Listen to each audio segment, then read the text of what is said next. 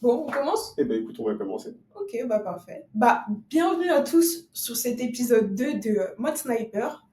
Ici, on parle branding, communication, marketing, business. Mais on parle aussi de toutes les galères de l'entrepreneuriat et du soloprenariat. Et aujourd'hui, pour cet épisode 2, j'ai l'honneur d'avoir Ludwig avec moi, en physique en plus. Donc aujourd'hui, on va parler de tout ce qui est appel de closing, comment réussir à closer pendant des appels de prospection ou des appels de closing tout court. Parce que l'épisode 1 avec Luc, on a vu comment faire du setting et comment réussir à avoir des rendez-vous. Et là, on va passer à l'étape 2, comment réussir ces rendez-vous parce que c'est pas forcément simple à faire. Donc voilà. Avant de commencer, avant de laisser Ludovic se présenter, je voudrais juste vous rappeler un peu comment ça marche, ce live podcast. On est entre un podcast et un live. En gros, on va parler avec Ludovic pendant 40 minutes à peu près. Je vais lui poser plein de questions que j'ai préparées en amont, attention. Et après, on va répondre à vos questions à vous. Donc pendant tout le live, n'hésitez pas à nous mettre vos questions et on y répondra à la fin. Donc voilà, sur ce, tu peux commencer Tu à peux te commencer? présenter, Ok, nous dire un petit peu d'où tu viens, ce que tu fais et ce vers quoi tu veux tendre. Et j'ai super. oublié de préciser, mais avec Ludwig, on travaille ensemble depuis 1 an et demi. Du coup, c'est encore plus cool qu'on soit sur ce Ensemble. podcast ensemble. Bah écoutez, bonjour à tous. Donc moi c'est Ludwig. Donc moi je suis coach business certifié. Donc j'ai lancé Smart Business, qui est une agence de growth business où on accompagne les indépendants, entrepreneurs, solopreneurs à structurer, développer et scaler leur activité. Donc depuis 1 an et demi, je travaille avec Charlène. Donc elle intervenait dans les bootcamps. Et là depuis un peu plus d'1 mois, Ouais, on a bien même. lancé, ouais, 1 mois, 2 mois.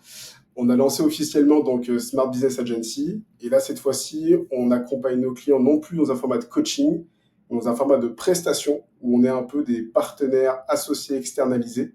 Et là, on accompagne nos clients sur la partie stratégie, la partie vente, la partie marketing et sur la partie IA automatisation. Je pense que c'est un bon résumé de ce qu'on fait, Je pense que c'est un bon résumé. clairement. Donc on va rentrer direct dans le vif du sujet. Aïe, on va attaquer là. Voilà, on va attaquer.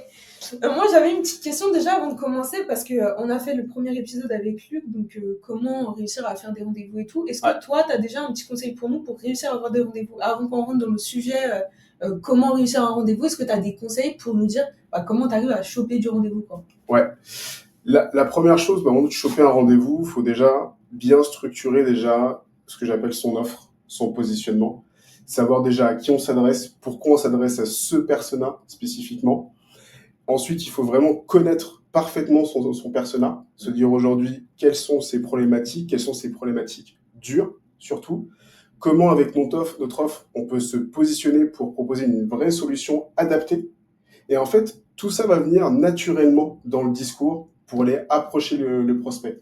Parce qu'on va plus l'approcher dans une logique un peu, je vais chercher du rendez-vous un peu au feeling, mais on va justement se positionner sur sa problématique et on va orienter notre discours sur sa problématique. Ok. Et en fait, ça va amener naturellement la conversation. Ok.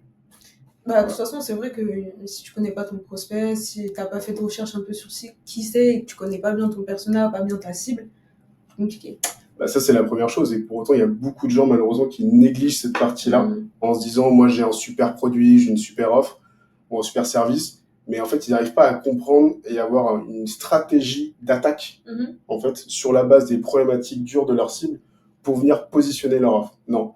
Eux, ils partent d'eux et après, ils se disent, bah, tiens, moi, je fais ceci, cela. Donc, en fait, ça vient sur une conversation un peu égocentrique parce qu'on parle de nous et on se concentre pas sur notre client ou notre prospect. Donc ça, c'est la première chose. Après, évidemment, ça va être le support qui va dépendre. Si on est sur LinkedIn, par exemple, bah, là, c'est hyper important de rentrer dans une logique de social selling. Si on rentre vraiment dans le dur, ce que j'appelle, on enlève un petit peu ce côté réseau social. Et donc, par exemple, faire du call calling, tu veux dire? Non, je parle vraiment sur LinkedIn, par exemple. Ouais. Si on est sur du call call... Ah, tu veux dire la différence entre du setting et de voilà, la prospection, c'est ça. Okay, ouais.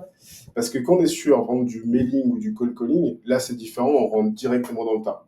Quand on est sur LinkedIn, là, ça reste un réseau social. Donc, en fonction de ton persona, il va falloir créer une petite relation, gagner en confiance pour petit à petit amener naturellement au rendez-vous.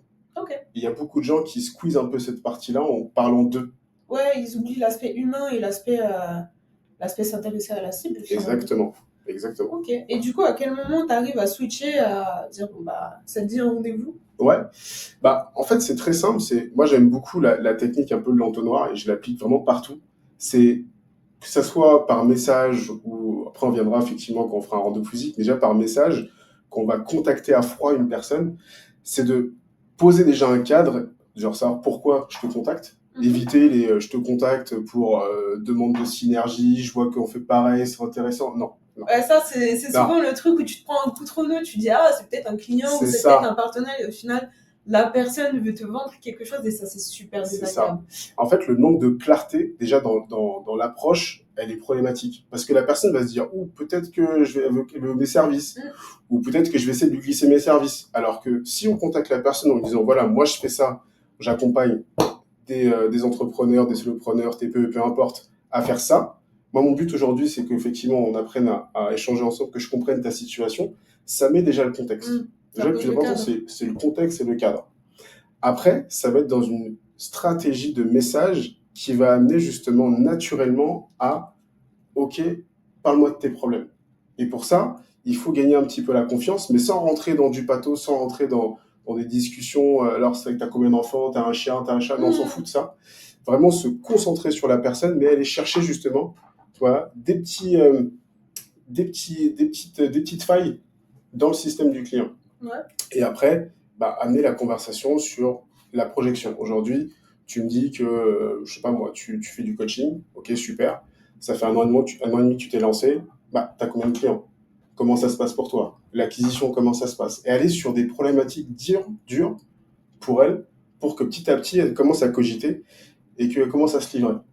Et là, en fait, tu vas remonter la pelote de laine un petit peu. Ouais, et après, lui dire, bon, bah, on fait un petit rendez-vous pour voir comment je peux vraiment C'est t'aider, ça. etc. Ok. Mais avant ça, il faut d'abord vraiment que la personne conscientise son problème. Ouais, et puis il y a une relation qui s'installe aussi, parce que si t'arrives, tu débarques, moi je sais qu'il y a des gens qui me prospectent comme ça. Salut, je fais ta, est-ce que tu veux prendre un rendez-vous avec moi? Je suis là, je te connais pas. Donc non, Flemme. flemme. Ok, et du coup, une fois que t'as réussi à décrocher ton rendez-vous, entre guillemets, tu te dis, bon bah t'as rendez-vous telle date, etc. Comment tu fais pour bien préparer ton rendez-vous? Ouais. Alors, ce qui est important, c'est déjà de bien comprendre le marché de son client. J'aime à dire qu'on doit devenir expert un petit peu aussi du marché du client. Pourquoi? Parce que le client, même si effectivement il veut nous apporter des éléments, mais on a besoin nous-mêmes déjà de guider le client dans notre conversation pour vraiment avoir un vrai effet entonnoir. Et comme on va commencer par des éléments de contexte, aujourd'hui le client, comment ça se passe pour lui dans son marché, il faut qu'on puisse aiguiller déjà des questions qui vont piquer. Ça, c'est hyper important. Et tu prépares en amont les questions, etc. Alors moi, je prépare plus les questions, mais quand j'ai commencé ma carrière de sales, oui, Ouais. j'avais un peu une trame. Parce que là, nous, on n'est pas des sales. Ah, bien sûr, On fait notre bien sûr, métier et on essaye de bien vendre sûr. pendant les rendez-vous, tu vois. Non, non, ce que je conseille, oui, effectivement, c'est d'avoir une trame au début. Moi, j'ai plus de trame depuis des années parce que Ouais, bon, t'as l'habitude. ça fait presque 10 ans que je fais de la vente. Mais quand j'ai commencé, j'avais une petite trame, juste un fil conducteur. Mais l'idée, c'est d'avoir un fil conducteur de bout en bout quand tu vas avoir ce premier rendez-vous avec ton client. Déjà, c'est de comprendre son contexte. Parce qu'avant de faire des hypothèses, on n'est pas à faire des hypothèses. On est là pour bien comprendre aujourd'hui ce qui fonctionne chez lui, ce qui ne fonctionne pas chez lui. Donc pour ça, il faut lui poser des questions, mais des questions stratégiques. On n'est pas dans un interrogatoire, on n'est pas des keufs.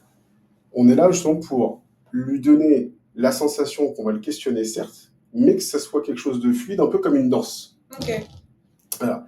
Donc on commence par les éléments de contexte, et c'est vraiment d'aller chercher là les failles concrètes dans son système. Si c'est l'acquisition, si c'est la visibilité, si c'est le delivery, peu importe. Comprendre aujourd'hui par rapport à notre service ou notre produit. Ensuite, on va redescendre sur maintenant la partie pain, les douleurs. Ok, vous me dites aujourd'hui qu'en termes d'acquisition, c'est très aléatoire, vous n'avez pas de système. Du coup, c'est quoi la conséquence? Bah, la conséquence, c'est qu'en fait, chaque mois, je recommence à zéro. La conséquence, c'est que malheureusement, bah, il y a des mois où je suis bien, d'autres mois où je suis pas bien, etc. Donc, on va venir appuyer un peu sur cette douleur. Et en fait, chercher la conséquence. Mais du coup, c'est quoi la conséquence pour vous d'avoir un C en dents de scie? Bah, la conséquence, c'est que je peux pas me projeter. La conséquence, c'est que je dors pas la nuit, c'est que je suis stressé, etc., etc. Donc, on va venir appuyer là où ça fait mal pour que le client conscientise pleinement sa douleur. Ensuite, on va l'amener sur un élément de projection. Qu'est-ce que lui voudrait? Ce serait quoi sa situation idéale? Est-ce qu'il a déjà évoqué ou même il a déjà réfléchi à des potentielles solutions? Comment? Et enfin, on arrive sur la phase de effet miroir. Donc, tu me dis qu'aujourd'hui, ton contexte, c'est ça, ta problématique, c'est ça, ta solution rêvée, c'est ça, mais qu'est-ce qui t'empêche de le faire aujourd'hui? Et c'est là où après, on Tu remonte. présentes ton offre après, c'est ça? C'est ça. En fait, tu vas commencer par cette phase d'effet miroir, tu vas lui renvoyer justement ce que lui t'a dit, et après, tu vas venir argumenter, tu vas venir proposer ta solution, mais sur la base de ce que lui t'a dit, et non pas dans ton argumentaire à toi. C'est Ok, ça, en fait, la ouais, flexibilité. tu t'adaptes après en Et fonction de oui. ce qu'il t'a dit. Ok, super intéressant. Ouais, parce que faut savoir que moi, à l'origine, je suis très mauvaise en. Alors, pour faire des rendez-vous, pour réussir à avoir des rendez-vous, c'est pas de problème. Mais souvent en rendez-vous, et c'est toi qui m'as expliqué comment faire. Parce qu'avant, j'avoue que moi, j'étais juste là, je me laissais un peu porter par le rendez-vous, et à la fin, je disais, bon, bah voilà ce que je propose. Et bon, des fois, ça marchait, et souvent, je perdais un peu de temps plutôt, et surtout des prospects et des opportunités, donc c'est dommage. Et je sais qu'il y a un truc que tu m'as dit qui m'a beaucoup servi et qui change vraiment la donne, c'est qu'au début, tu commences par te présenter. Moi, à chaque fois, je faisais la chose où je disais, bon, bah, on va commencer. Déjà, merci d'être venu au rendez-vous, etc. Si tu veux, commence par te présenter et après, moi, je t'expliquerai comment, qui je suis et comment je travaille et comment je peux t'aider. Et tu m'as dit, il faut faire l'inverse. Ouais. Pourquoi? En fait, c'est hyper important pour garder la main sur la relation avec le client. Parce que si tu lui donnes la main, en fait, c'est lui qui va guider le tempo. Et puis même, stratégiquement parlant, c'est pas bon parce qu'ensuite, il va commencer à parler de lui, tu vas parler de toi, et après, tu vas dire, en fait, par rapport à ce que tu m'as dit, non, en fait, c'est pas fluide.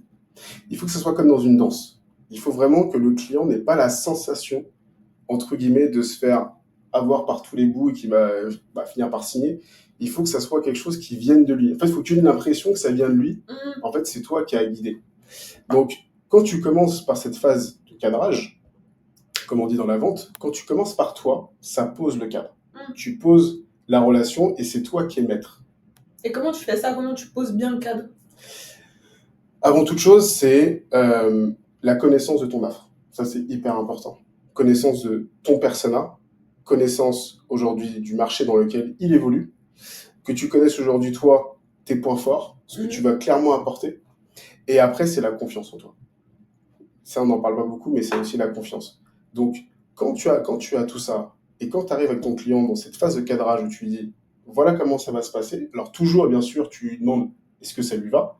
Mais c'est un peu une question implicite parce que oui, forcément, il va pas te dire non. En général. Ouais, non, on arrête le call maintenant, ça me va pas. Mais c'est une façon pour toi, en fait, si tu veux, de garder la main, d'avoir une posture très haute, mais en même temps très accessible. Ok. Parce que justement, on est là pour échanger ensemble. Ok. Mais c'est des choses toutes bêtes parce qu'inconsciemment, il va comprendre que c'est toi qui mène la danse.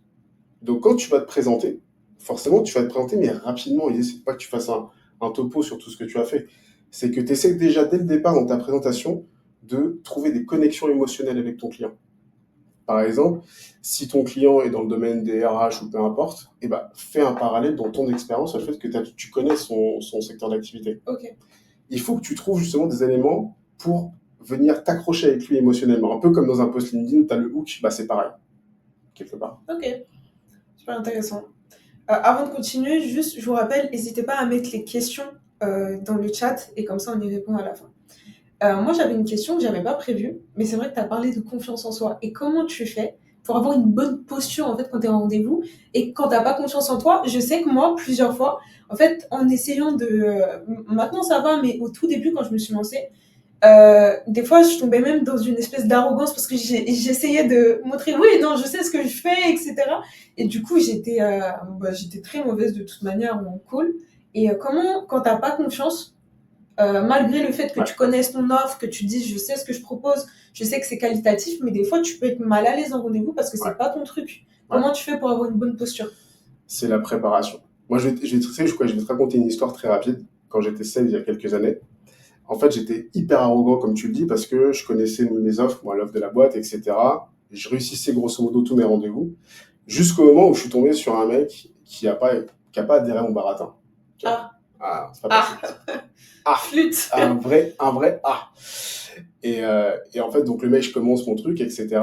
Et le mec commence à m'arrêter, il me dit, écoute, ouais, votre baratin commercial, je le connais, des commerciaux comme vous, j'en ai 10 par jour. Concrètement, qu'est-ce que vous savez de mon activité et comment justement vous pouvez m'aider? Et en fait, moi, le problème, c'est que bah, comme j'étais sûr de moi et à chaque fois j'avais ma trame, bah, en fait, tu sais, j'allais en rendez-vous, je cherchais même plus à comprendre qui j'avais en face de moi. Parce que lui, je vais le découvrir pendant le call et avec ma tchatch, ça va y aller. Pas du tout. Voilà, pas du tout. Là, tu t'es fait avoir ton Je me suis fait avoir mon propre jeu. Et en fait, la confiance, ça vient justement de la connaissance. Que tu sois sûr de ton offre. Que ton offre, tu la connais sur le bout des doigts. Je vois beaucoup trop d'entrepreneurs, quand ils me parlent de leur offre, j'ai l'impression c'est qu'ils la découvrent avec moi. C'est ton offre ou c'est pas ton offre Tu leur poses des petites questions. Les premières questions, ils savent plus. J'ai été dans ce cas. Hein. Moi, je critique pas. Voilà. J'ai clairement été dans ce cas. J'adapte mon offre en fonction de ce qu'on me pose comme question, tu sais. Bah, en fait, il faut beaucoup de flexibilité un peu intellectuelle pour venir modéliser un peu son offre en cours de route ou en cours d'échange. On l'a fait, toi et moi, il n'y a pas si longtemps, mais ça, c'est de la pratique. Mais quand on débute, il faut qu'on connaisse son offre parfaitement, qu'on arrive à répondre aux questions les plus élémentaires, comme tout simplement, quand je te pose la question à un entrepreneur, c'est quoi ta promesse? Ma promesse, ça bug. Ou c'est quoi? Ou qu'est-ce que tu proposes concrètement? Ou comment ça se passe? Donc déjà, c'est de maîtriser son offre. Et ensuite, connaître le marché de son client. On n'est pas là pour dire expert, par exemple, du marché de son client, mais il faut au moins connaître les contours et en tout cas les grandes tendances du marché. Parce que c'est là où on va pouvoir avoir une discussion un peu d'égal à égal. Parce que le client, quand il vient vers nous, parce qu'il attend une solution. Et si nous, on passe notre vie toutes les 30 secondes à lui demander, alors en fait, tu fais quoi, comment ça se passe, etc., c'est compliqué. Donc, il ne faut pas devenir un expert, mais il faut au moins comprendre comment fonctionne le marché du client.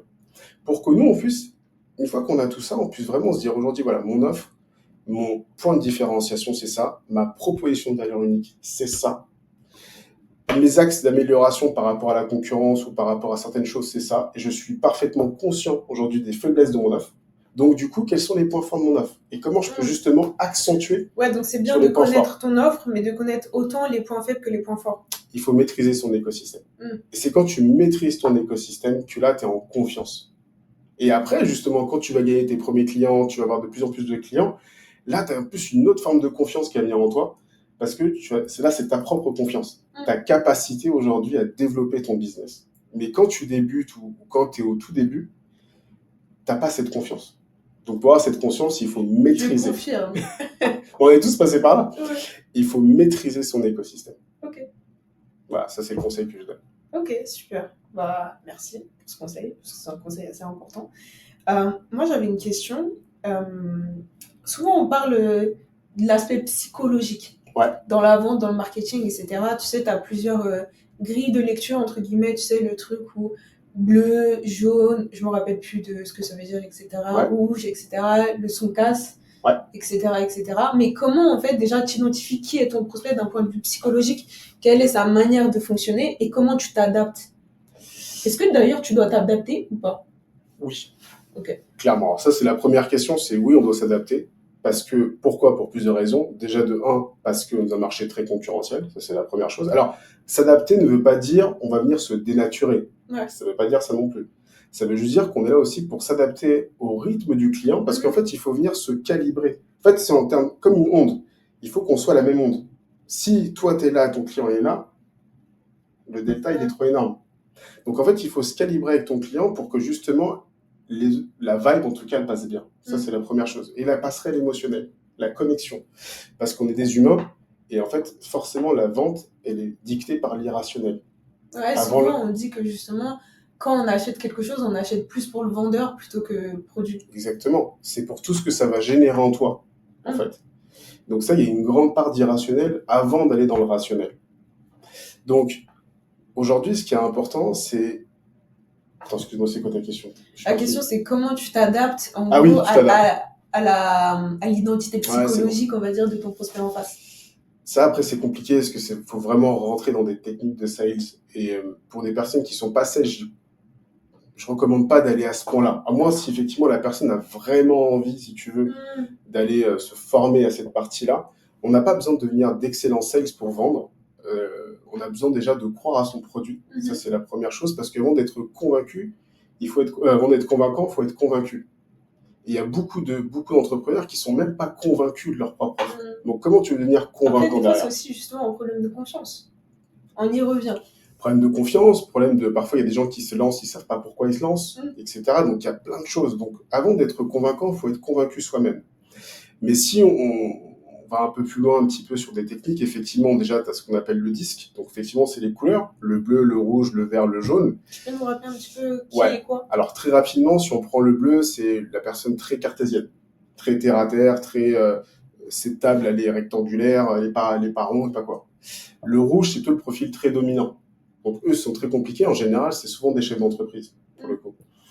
Le vert, c'est plutôt la personne qui va être très complaisante, la personne qui va, comment dire ça, qui va un petit peu s'adapter à toutes les situations, mais en fait, elle va plutôt faire passer les autres avant elle, entre guillemets.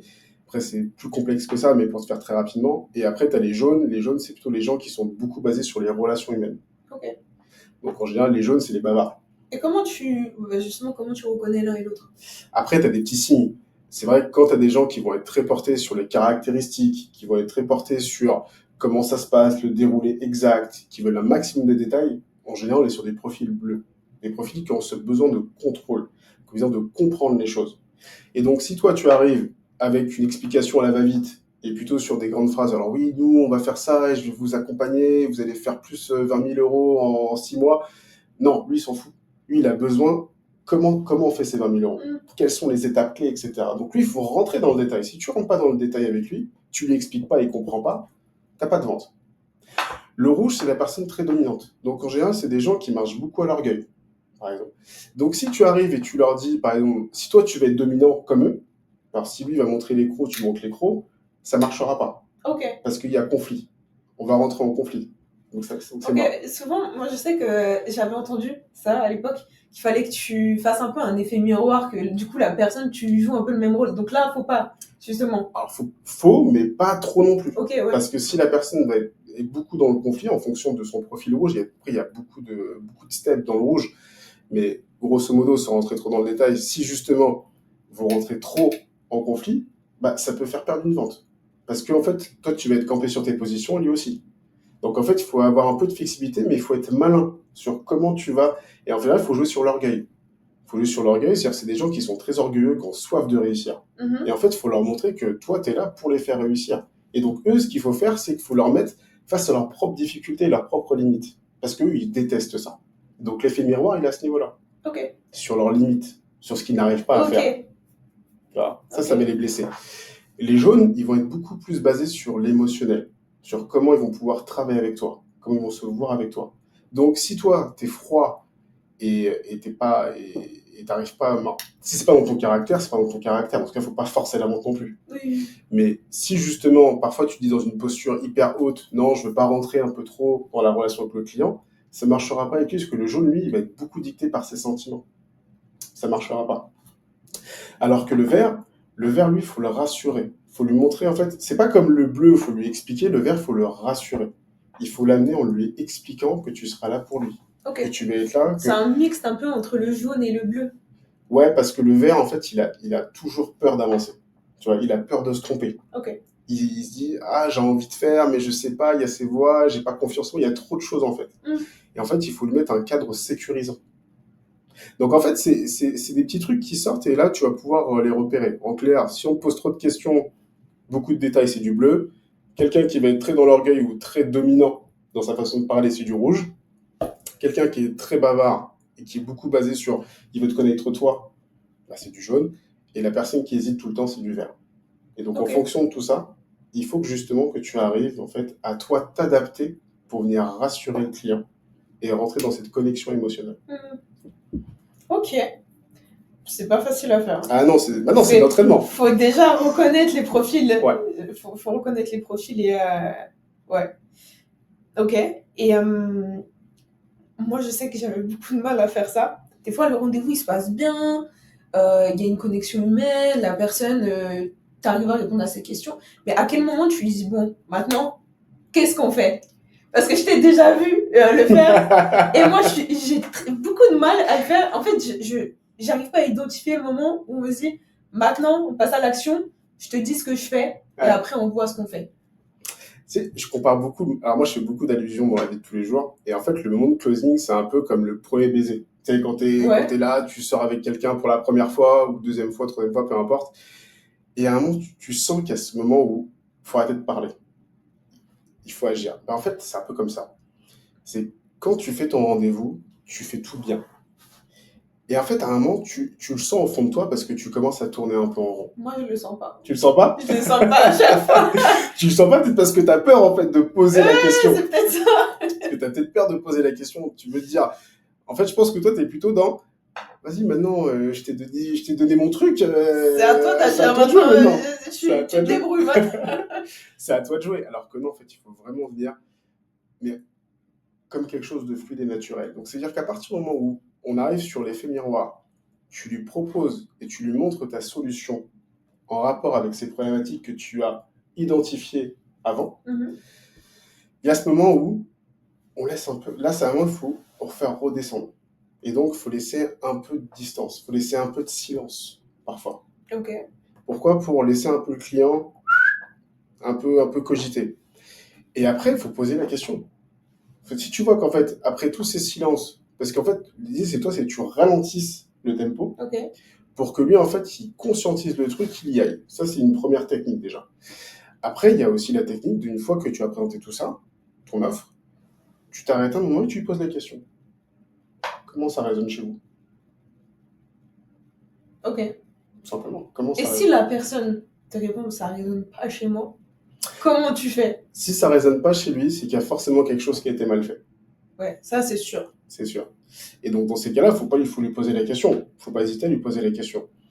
Mais forcément, ça doit résonner chez lui, normalement. Si tu as bien fait ta découverte en amont, si tu as bien présenté ton offre sur la base de ses problématiques et de là où il galère au quotidien, il y a forcément une réaction. Mais s'il n'y a pas de réaction, c'est-à-dire que tu as fait une mauvaise découverte ou tu es parti sur une hypothèse qui n'était pas du tout la bonne, et malheureusement, il ne se passe rien.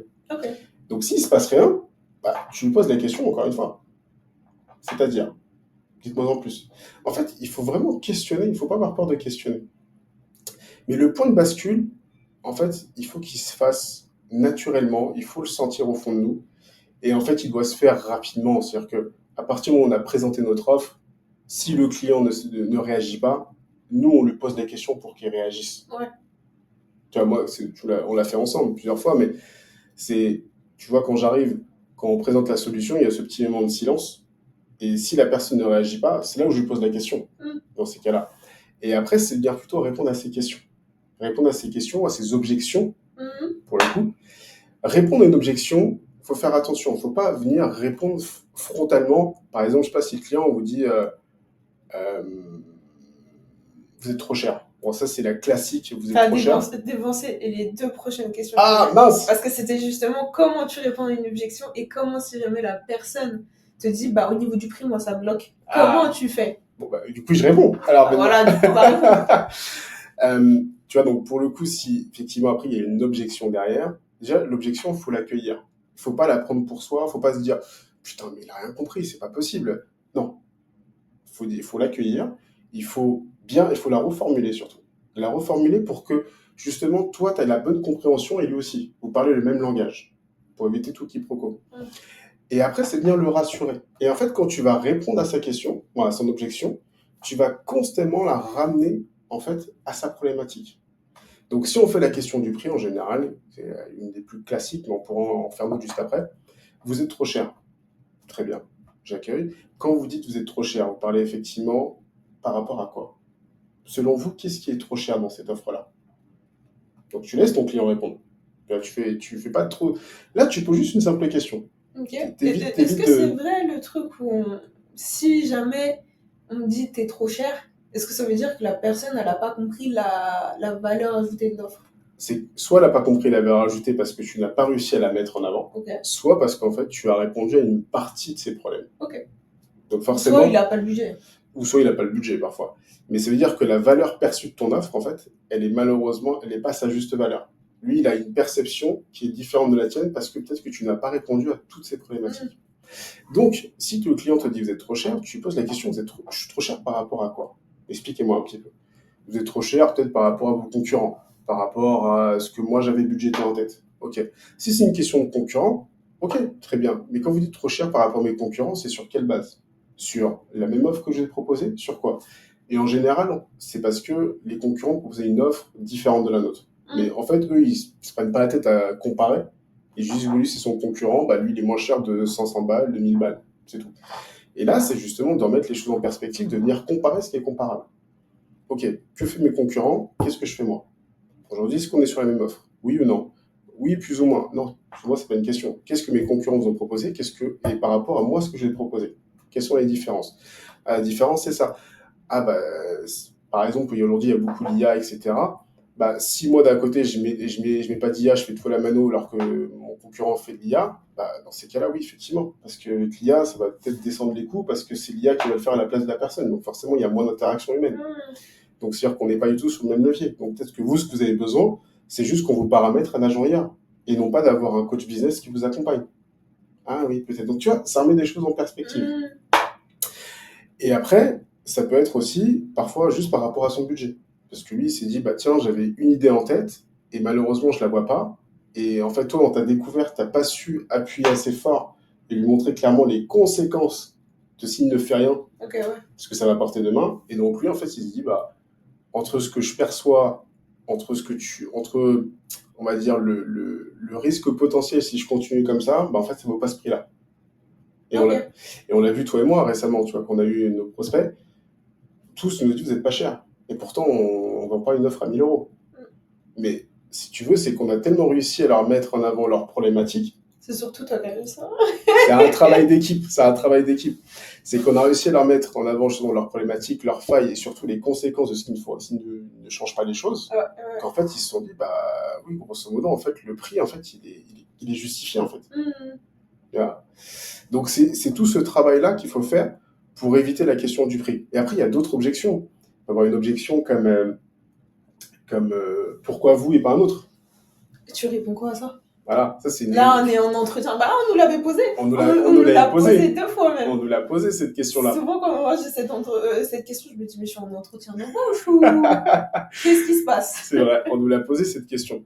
Et quand on pose la question, pourquoi vous et pas un autre? Et bien en fait, c'est là où tu dois reprendre déjà tout ce qui a été dit en amont, que tu essayes et que si tu as compris un peu la personnalité de la personne, donc là on revient un petit peu à son profil psychologique, si tu as pu l'identifier, pour venir justement mettre des éléments de ton histoire, des éléments de ses biais cognitifs et en même temps de ses problématiques pour faire un joli mélange. Donc par exemple, pourquoi moi et pas un autre? C'est simple.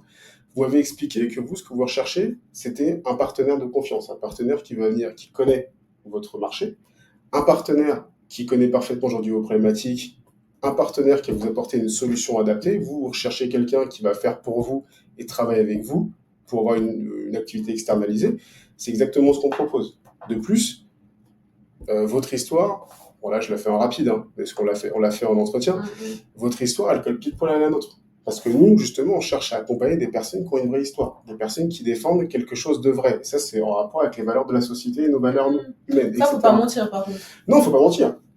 Faut pas mentir, faut juste mettre des éléments par rapport à nous, des éléments qui vont faire écho, justement, chez le prospect, pour que le mec se dise, ou la nana, se dise, c'est la personne qu'il me faut. Parce qu'il a parfaitement compris qui je suis, il a parfaitement compris la valeur de la boîte, l'orientation de la boîte, la vision de la boîte, et il a parfaitement compris nos enjeux et nos problématiques avec une réponse adaptée. Quant à tout ça, après ça roule. Ok, justement, ça roule. Comment tu fais à la fin pour faire passer le prospect à l'action? Et en gros, 2 questions déjà. Comment, à la fin, tu finis bien ton rendez-vous?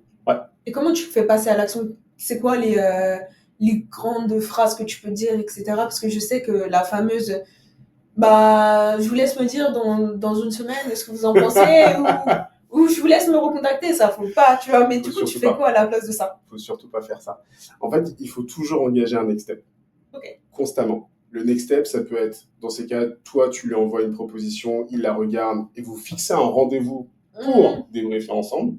Ou dans ces cas-là, le prospect a besoin de réfléchir. Dans ce cas, tu dis, ok, pas de souci, réfléchissez. Par contre, quand est-ce qu'on peut se reparler? La semaine prochaine, d'accord, très bien, quel jour? Mercredi, vendredi, qu'est-ce qui vous arrange? Pour qu'on puisse refaire le point ensemble. Il faut jamais laisser le prospect dans la nature, on va réfléchir et puis on en discute. Jamais. Parce que le problème, quand on fait ça, bah, c'est humain en fait. C'est humain, on a ce truc de se dire, est-ce que c'est le bon moment? Est-ce que c'est bien que je le fasse là maintenant? Tu réfléchis trop après. Tu réfléchis trop. Prospect, quoi. Tu réfléchis trop. Tu dis, est-ce que c'est le bon moment? Est-ce que je fais pas une bêtise? Est-ce que je me précipite pas?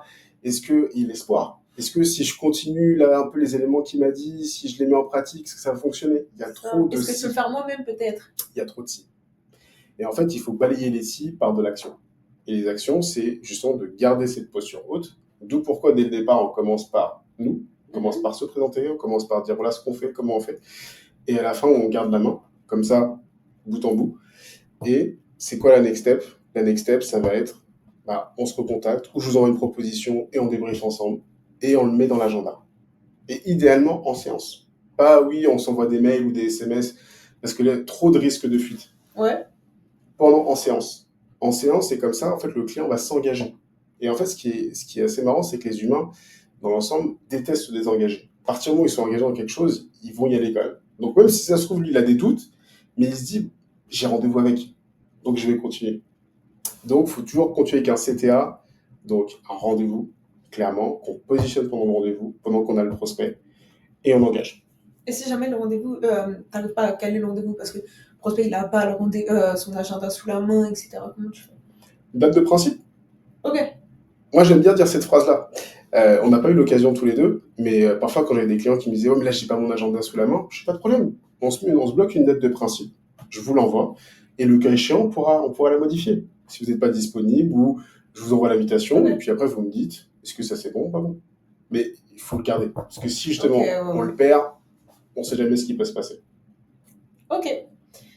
Et du coup, là, en gros, on a fait la partie quand tu es en rendez-vous de prospection, les next steps, etc. Et comment tu relances bien un client, enfin un prospect, combien de fois tu le relances, comment tu le relances. Souvent on dit apporter de la valeur ajoutée, ok, mais du coup, comment tu fais ça? Ouais. Et surtout les choses à pas faire, quoi. Les choses à pas faire, forcément déjà la première chose c'est de pas mettre un CTA à la fin et de recontacter le client. Alors du coup vous avez réfléchi Non, clairement déjà on pose le CTA. Le fait de poser le CTA, donc le prochain rendez-vous, si le client l'honore, parfait, c'est-à-dire que tu sais que tu as un prochain rendez-vous, vous allez pouvoir débriefer pendant le rendez-vous. Si par exemple il l'annule, admettons, c'est comme si lui te devait quelque chose déjà. Donc ça c'est pas mal. Donc c'est-à-dire que dans ta relance, déjà c'est bien ce que tu peux lui dire. Suite à effectivement notre dernier échange, nous avons convenu ensemble d'un prochain rendez-vous. Bon, malheureusement, vous avez dû l'annuler. Quelles seraient vos disponibilités prochaines pour qu'on échange? Ça, c'est une première relance sur la base de ce que le client te doit. Si pas de réponse, dans ces cas-là, tu peux lui faire un compte-rendu. Ça, c'est hyper important. N'oubliez pas les comptes-rendus aussi. Compte-rendu de fin de rendez-vous. Ok. Ouais, je le fais jamais. Alors, quand tu as un second rendez-vous, tu n'as pas spécialement besoin de le faire. Mais quand par exemple, juste là, tu vois, le client t'a pas donné de retour, lui faire un compte rendu pour lui dire voilà, écoutez, c'est vrai que je sais pas si vous avez tous les éléments, ok, c'est bien frais. Voici un petit compte rendu de ce que c'était la dernière fois, notamment sur les next steps, notamment sur ce que vous recherchez. L'idée justement de ce prochain rendez-vous, c'est qu'on échange notamment sur les next steps. Ça, c'est plus une relance douce. Une troisième relance, moi je fais que 3 relances en général. Okay. Après 3 relances, j'arrête parce que moi ça me saoule. Déjà ça me saoule parce que ça veut dire que le client de base il n'est pas prêt. Ouais. Et s'il n'est pas prêt, ça veut dire que pendant l'accompagnement, ça peut être problématique. C'est clair. Moi je sais que je dis souvent, j'avais fait un post même par rapport à ça, je préfère un client qui m'harcèle plutôt qu'un client qui ne me répond pas. Et souvent tu le vois déjà quand c'est un prospect que tu es obligé de le relancer encore et encore et encore. Généralement... C'est ça. Et donc la troisième relance qu'on peut faire, c'est là où on peut en fait apporter de la valeur. Et quand je dis apporter de la valeur, c'est soit sur un témoignage client, par exemple, soit sur un Rex client, par exemple, ou soit ça peut être également sur un plan de déroulé visuel en fait, de comment on travaille. Okay. Par exemple, on travaille rétro-planning, quoi. Pas un espèce de rétro-planning, mais plutôt sur une espèce de map un peu, une espèce de roadmap sur comment on peut travailler ensemble. Typiquement, on va dire sur le mois 0 à 1, voilà les phases qu'on travaille. M1 plus M2, voilà ce qu'on travaille. Et M3, voilà ce qu'on travaille. Pour, au final, tel résultat. Et si la personne ne te répond toujours pas, évidemment, il faut arrêter de forcer, il faut lâcher. Ok. C'est clair. J'ai une petite question qui me vient en tête. C'est quoi la différence entre, en gros, quand tu as une offre high ticket et une offre low ticket? C'est quoi? Est-ce qu'il y a des différences à faire? Parce que par exemple, au niveau de l'énergie, tu vas pas mettre la même énergie si tu dois vendre quelque chose à 300 balles que quelque chose à 3000 euros, tu vois. Et c'est quoi les différences? Je sais pas si ma question est claire, Si, parce que elle est ça a très- juste pop dans ma tête. Elle est très claire, elle est très claire ta question. D'ailleurs, est-ce que tu fais un rendez-vous de qualification, de prospection, closing, etc. pour une offre à 300 €? Alors, j'ai envie de te dire, à partir du moment où tu n'as pas un système de vente qui permet justement l'achat direct, oui, j'ai envie de dire, tu n'as pas le choix de faire un entretien. À part si tu as un tunnel de vente et tu es le mec qui met sa carte bleue, Ouais. on n'en parle plus. Mais tu vois, ce qui est marrant, c'est que j'en discutais il n'y a pas longtemps avec un pote, et on parlait justement des offres low ticket et high ticket. Déjà, la différence, c'est, grosso modo, c'est le prix déjà. C'est le prix. En général, quand on parle d'offres, après, il y a plusieurs personnes, il y a quelqu'un qui dit à partir de 1 000 €, c'est du high ticket, et d'autres, c'est à partir de 4 000 €. Ouais, pour moi, déjà 3 000, c'est middle, on va dire. Pour moi, une offre high ticket, c'est à partir de 5 000. Ouais, je pense aussi. Pour moi. Après, il y a des gens qui vont dire, pour eux, 1 000 € c'est une offre high ticket, tu vois. Ouais. Mais pour Après, moi, ça dépend aussi de ce que tu proposes et ton persona. Aussi ton persona. Mais pour moi, déjà, c'est à partir de 5 000 €. On est sur une offre qui commence à être high ticket. Et si on parle d'une vraie offre high ticket, dans l'ensemble, c'est 10 000 balles. 10 000 balles, là, tu es sur une offre vraiment high ticket. Tout ce qui est en dessous, on est sur quelque chose où en fait, la différence entre les deux, c'est surtout aussi le temps de réflexion. Ok, ouais. Parce que quand tu es sur une offre à 200, 300, 500, 1000 €, tu peux avoir une réaction à chaud, dire, allez, sur le moment, j'achète. Quand tu vends un truc à 5 000, 10 000 €, tu réfléchis un peu plus. Tu es un peu moins dans la spontanéité, normalement.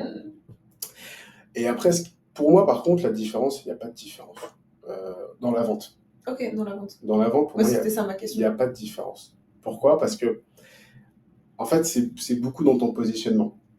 Si effectivement, tu viens de débuter et que tu vends une offre à 5 000 €, en fonction de ton marché, c'est un marché en plus qui est très concurrentiel, et que tu n'as pas de référence, tu n'as rien, etc., en fait, forcément, ça va être hyper compliqué.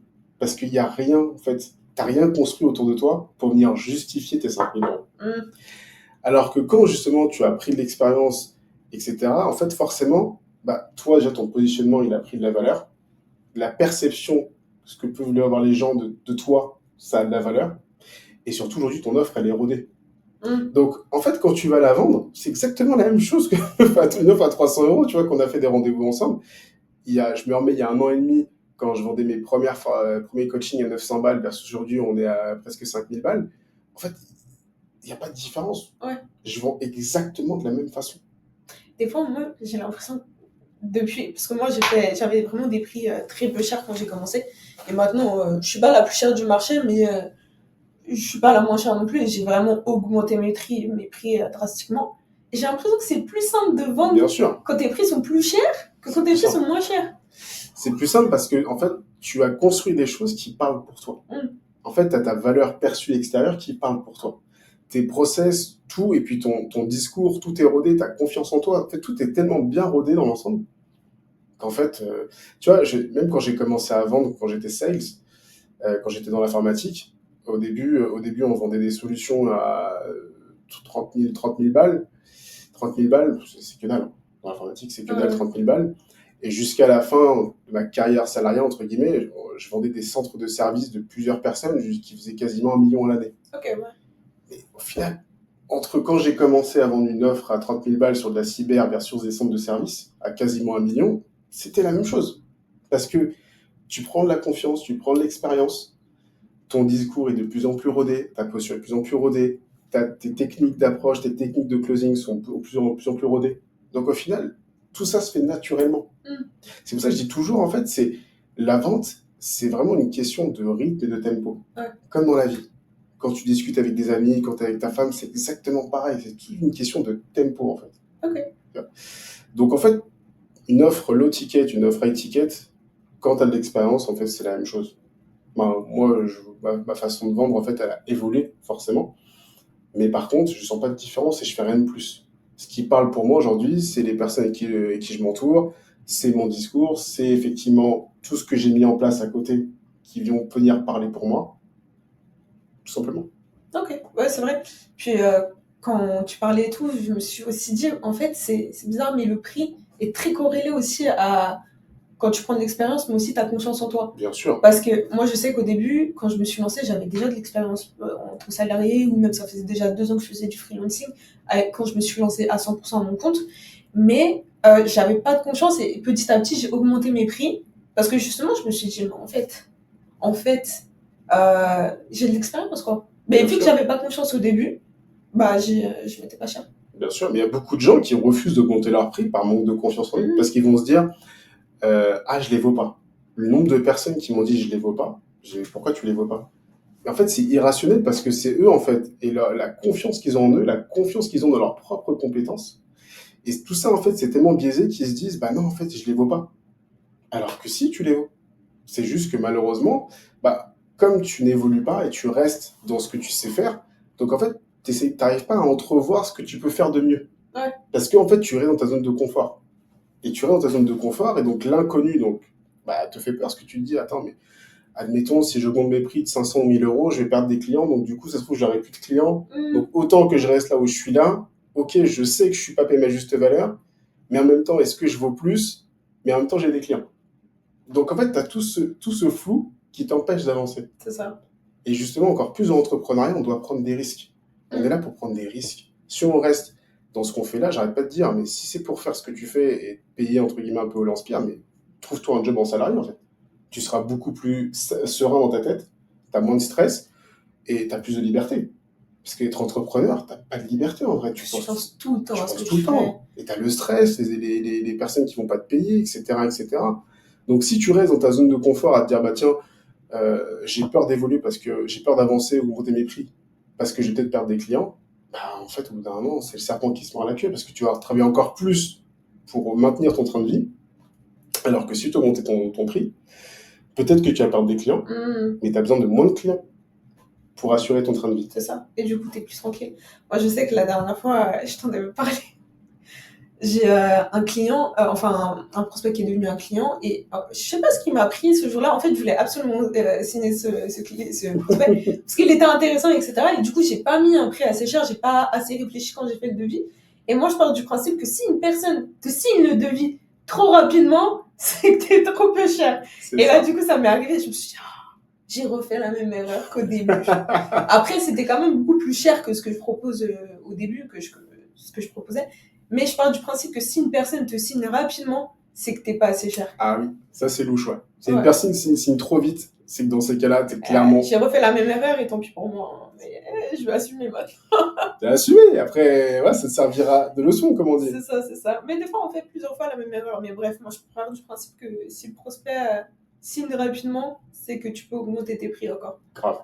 C'est vrai qu'au bout d'un moment, s'il n'y a plus de tension, il n'y a plus de friction dans la signature, c'est que on est devenu trop bon, entre guillemets, dans ce qu'on fait, et qu'on maîtrise tellement qu'au bout d'un moment, il faut passer à la step supérieure, en fait. Ouais. Et c'est le but, parce que quand je vois qu'il y a beaucoup, et c'est vrai qu'on galère tous, bon, on galère tous, ça dépend des gens, mais forcément, plus tu vas rester petit, entre guillemets, parce que s'il te faut, par exemple, 10 clients pour faire atteindre ton CA, je sais pas, moi, tu dois atteindre 5 000 euros de CA tous les mois, il t'en faut 10, tu te dis, ouais, c'est énorme, versus, bah, peut-être que si je faisais 1000 euros, bah, j'en donne que de 5. Si j'en fais que 2000, et si je fais 2000 euros, il me faudrait 2 clients et demi, etc.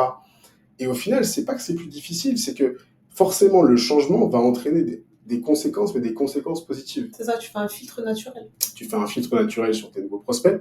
Ça t'empêche, toi aussi, à t'améliorer dans ce que tu fais.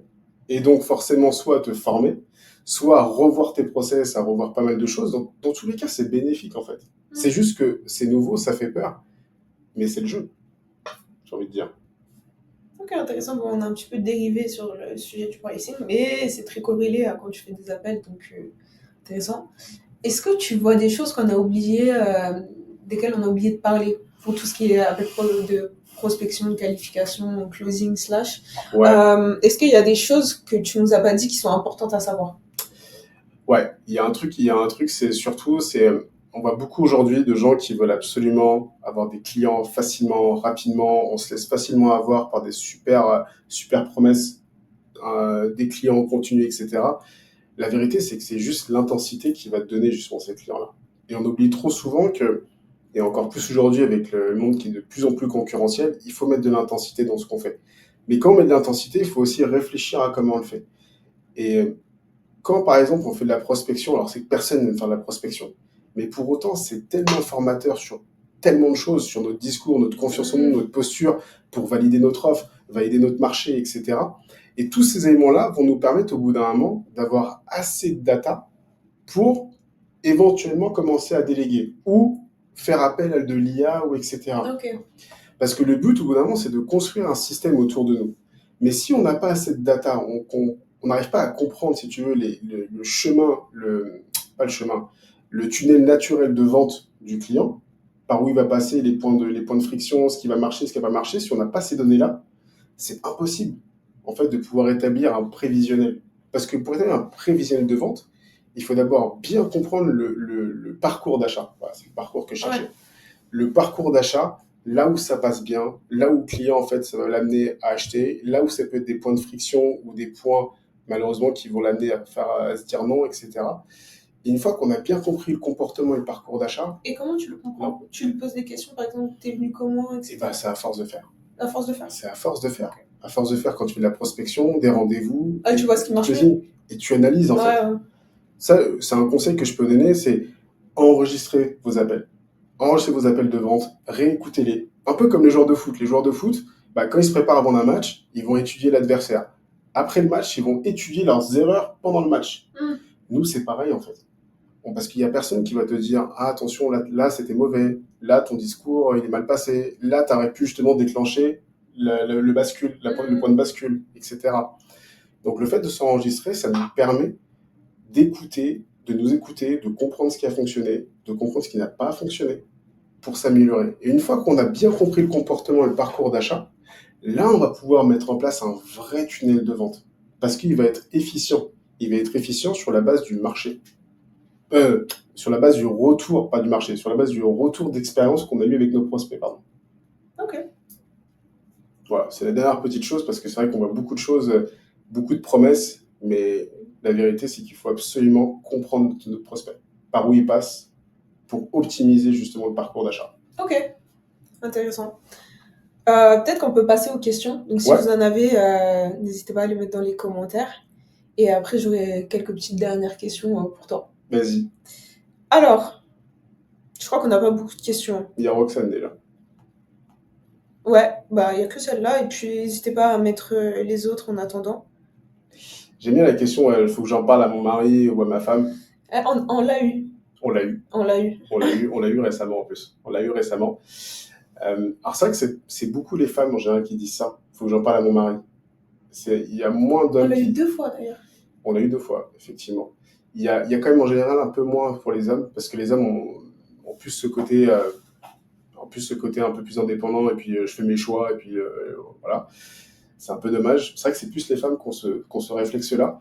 Et parce qu'en général, bah, moi, de ce que j'ai remarqué, et c'est vrai que je trouve ça un peu dommage, c'est soit parce qu'elles ont un manque de confiance en elles, et en fait, comme elles ont un manque de confiance en elles n'arrivent pas à croire en leur réussite. Donc en fait, elles ont besoin un peu de l'aval de leur mari.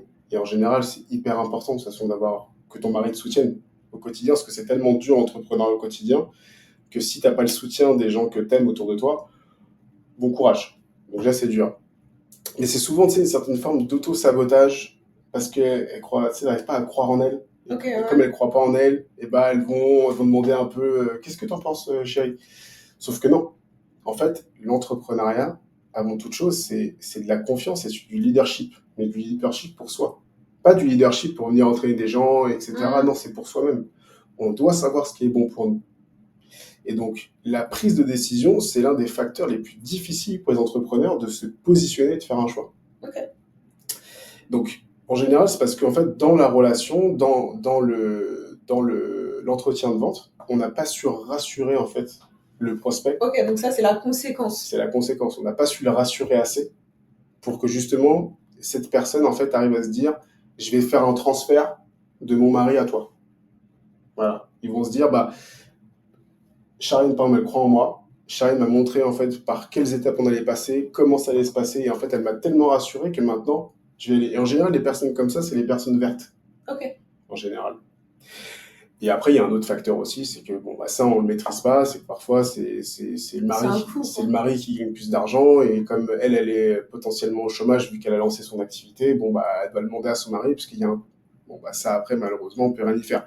Mais si c'est ça veut pas dire qu'on peut rien faire non plus, c'est-à-dire qu'on peut aussi, bah, là, d'où le fait d'envoyer un compte rendu. Déjà, c'est la première chose, d'envoyer un compte rendu et de bien expliquer comment ça se passe. quitte à Ok. faire un schéma, quitte à faire quelque chose pour rassurer la personne, pour que derrière, quand elle va parler en Samari ou quand elle va réfléchir à froid, elle va avoir toutes les infos en se disant, bon, du coup, avec Charine, on s'est dit ça, elle m'a dit, donc elle a bien compris mon problème, elle a bien compris par où j'allais passer, enfin, par où je dois passer pour atteindre mes objectifs, et en plus de ça, j'ai un petit schéma qui me permet de comprendre concrètement les différentes étapes clés de son offre. Ok. Ok. Bah, intéressant. Il y a Nicolas qui nous a posé une question. J'ai pas forcément tout compris à la question, donc si jamais tu peux nous expliquer un petit peu plus ce que tu veux dire, mais il nous a demandé qu'est-ce que vous pensez de WhatsApp. Alors c'est peut-être dans le follow-up, je me dis. Alors, soit il parle dans ces cas-là parce que tu as réussi à capturer des coordonnées clients et du coup, tu as son numéro et tu le WhatsApp, soit, soit je, Ouais. soit je vois, N'hésite pas, je Nicolas, vois à nous pas. en dire un peu plus sur ta question. Mais en tout cas, si on parle de WhatsApp en termes de prospection, dans tous les cas, tous les canaux sont bons.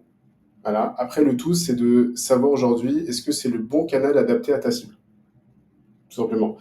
Si on prend, par exemple, pour avoir fait le test il y a quelques temps, si on prend des chefs d'entreprise, mais je parle de vrais chefs d'entreprise, hein, enfin, quand je dis des vrais, des gens qui génèrent des sociétés à Ouais, quelques pas une millions, ouais, ils ne micro-entreprise, sont quoi. pas une micro-entreprise, à quelques millions, le WhatsApp peut être un peu compliqué parce que c'est hyper intrusif. Ok, ouais. Tu vois, vaut mieux privilégier plutôt le call-call. Mais le message comme ça sur WhatsApp, c'est hyper intrusif et ils n'aiment pas ça, surtout s'ils ne te connaissent pas du tout. De toute façon, on en revient toujours au fait qu'il faut connaître ta cible. Voilà. Alors que si tu prends un entrepreneur, bon, bah, lui, il est adapté à se faire des marchés parce que l'entrepreneur qui a une micro-entreprise, bah, ça reste quelque part un peu un particulier. Donc, il se fait déjà des marchés tous les jours par Enedis et compagnie. Donc là, c'est plus simple, surtout s'il a manifesté un potentiel intérêt. Donc là, c'est beaucoup plus simple. Donc, moi, je dis, il faut privilégier tous les canaux. Il faut juste adapter le bon canal en fonction de la cible. Ok, super, ce qui est logique au final. On a eu deux autres questions. Déjà, la première, c'est celle de Roxane qui nous dit, mais comment faut-il établir le second... Enfin, est-ce que tu dois établir le second rendez-vous malgré que la personne te dit, je dois en parler à mon mari slash ma femme? Bien sûr, bien sûr. Parce que, en fait, si tu veux, le fait, encore une fois, de positionner un second rendez-vous, en fait, elle, ça va, déjà, elle prend un engagement envers toi, Ok, ouais. et en plus, elle reste dans le processus de vente. Donc, elle ne sort pas du processus de vente. Et de trois, ça va un peu l'obliger quelque part à vraiment discuter avec son mari. Pas avoir soit une excuse ou une porte de sortie. Parfois c'est aussi une porte de sortie. Mais moi, je la pose, d'aller faire la question. Moi, j'ai déjà posé la question, est-ce que tu dois vraiment en parler ou parce qu'il y a quelque chose dans l'offre qui t'a pas plu, qui t'a pas convaincu? Faut pas hésiter à poser la question aussi. Mais si la personne te dit non, non, non, ça m'a convaincu, il faut que j'en parle à mon mari, bah dans ces cas-là, tu dis ok, très bien, on positionne un second rendez-vous, il n'y a pas d'engagement, ça ne veut Ok. pas dire que tu vas signer, mais au moins ça nous permet de refaire le point rapidement là-dessus. Ok. Ok, alors j'ai une petite question qui a pop dans ma tête. Comment tu distingues une disquette, entre guillemets, du prospect qui va te dire ouais, je suis pas sûr, etc., ou d'une vraie objection? Moi, j'avoue que c'est dur, mais c'est beaucoup de ressenti pour moi. Ok, C'est d'accord. beaucoup le ressenti sur comment la personne va te répondre, etc. Parce que, tu sais, c'est tout bête, mais quand quelqu'un te manifeste un... Tu sais quoi, je vais te prendre un peu un exemple dans la vie de tous les jours. Quand tu rencontres quelqu'un, Mhm. quand tu rencontres quelqu'un et quand tu fais comprendre à la personne qu'il n'y aura pas plus que ce café qu'on a pris ensemble, il y a des signaux de distance, il y a des signaux où tu Ok, coupes ouais. court, tu vas pas plus loin dans la conversation, tu stoppes assez rapidement la conversation, etc. Ben, un prospect, c'est pareil, tu le sens. Quand il n'a pas envie, tu vois qu'il va se mettre dans une position un peu de retrait, il va couper court, il va pas aller en profondeur, il va te répondre, mais sans te relancer, etc. Donc tu sens, c'est des choses que tu sens vraiment. Ok. Et après, parfois, il y a des gens juste qui sont tellement sur la réserve, qui sont tellement en train de cogiter, qui se mettent sur la réserve. Mais ça que, et je dis toujours, faut pas faire les questions et les réponses à la place du prospect. Posez-lui la question. Mm. Il faut lui poser la question, si on sent qu'il y a un doute, etc. On est là on est là pour collaborer ensemble. Donc si dès le début, on n'arrive pas à se dire les choses, ça peut être compliqué par la suite. Ok. Ok, intéressant. Et du coup, il y a Sana qui nous a posé la question comment qualifier efficacement un prospect en amont pour maximiser les chances de closer un rendez-vous et du coup, de pas perdre du temps au rendez-vous, entre guillemets. Ouais. Alors, si c'est, il y a plusieurs choses. Déjà, si on prend sur les réseaux sociaux, par exemple, donc si on prend LinkedIn ou même Instagram, peu importe, parce que pour moi, c'est deux réseaux sociaux pareil. Déjà, c'est il faut que ton profil soit optimisé. Tout soit optimisé. Ça, c'est la première chose. Que si la personne, tu l'as démarché par mon message privé, bah dans ce cas, il faut que tu lui poses le cadre. Il ne faut pas que tu arrives dans des discussions un peu futiles de oui, j'ai vu ton profil qui est apparu dans mes suggestions, et puis non. Je t'ai contacté, toi spécifiquement, Charlène, voilà, parce que j'ai vu que tu es entrepreneuse et spécialisée dans le marketing digital. Moi, voilà, moi j'accompagne les entrepreneurs dans le marketing digital à trouver plus de clients, etc. Tu lui montres de bout en bout que tu la contactes, c'est pas un hasard, que tu la connais et tu sais pourquoi tu la contactes. Déjà, il faut mettre de la clarté dans l'approche. S'il n'y a pas de clarté et qu'on arrive à discuter et après on se dit on se parle, forcément que c'est pas qualifié et forcément vous avez peut-être joué à un jeu de contre-nous pendant le rendez-vous. Ouais. Donc il faut clarifier et ensuite, même quand vous prenez le rendez-vous, il faut clarifier un objectif du rendez-vous. Ouais, du coup, on revient à ce qu'on s'est dit au début, poser le cadre. Poser le cadre. Mais non, ça c'est vraiment avant de prendre le rendez-vous. Genre, pendant que vous discutez par message, c'est dire ok, on se prend un rendez-vous pour échanger ensemble parce que tu m'as fait part de tes problématiques d'acquisition client. Mhm. Voilà. Donc je te propose un call ensemble pour qu'on puisse faire le point sur ton acquisition. Comme ça, il n'y a pas de surprise. Et comme ça, la personne, elle sait. Ok, intéressant. J'espère que j'ai répondu à la question. J'espère, mais je pense que oui. Et bon, on n'a pas d'autres questions. On va finir du coup sur une de mes questions. Ah, il y a peut-être une nouvelle question. Non, c'était ça là. Ok. Du coup, moi j'avais une petite question. Est-ce que tu peux nous raconter ton premier rendez-vous et nous dire toutes les erreurs que tu as fait très rapidement. Premier rendez-vous. Est-ce que tu t'en rappelles même? Mon premier rendez-vous sales. Ouais, tu t'en rappelles? Enfin, t'en as fait beaucoup à mon avis depuis.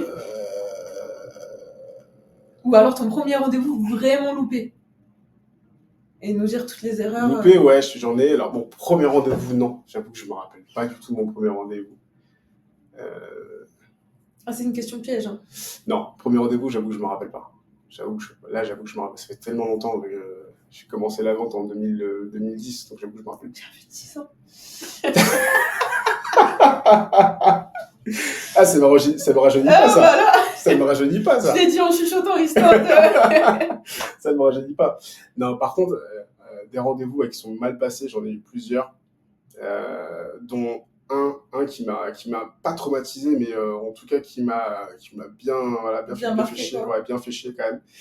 J'avais rendez-vous en fait avec un des directeurs techniques d'Enedis à l'époque quand je travaillais pour une société américaine. Et le problème, c'est que en fait, j'ai pas du tout pris l'historique en fait du compte. En fait, moi, j'avais remplacé une sales qui était partie. Ok.